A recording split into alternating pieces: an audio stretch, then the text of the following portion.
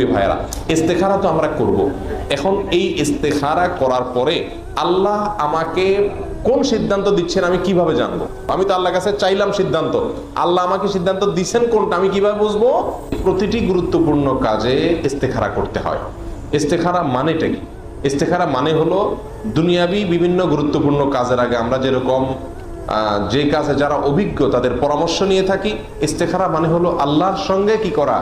পরামর্শ করা। আল্লাহ তাআলা তার জন্য কল্যাণকর সিদ্ধান্ত গ্রহণ করাকে সহজ করে দেন। এটাই হলো ইস্তেখারা। ইস্তেখারার পদ্ধতি কি? ইস্তেখারার পদ্ধতি হলো এই হাদিসেই সহিহ বুখারীতে বর্ণিত, জাবের রাদিয়াল্লাহু তাআলা এই হাদিসের ভিতরে বিস্তারিত বিবরণ আসে।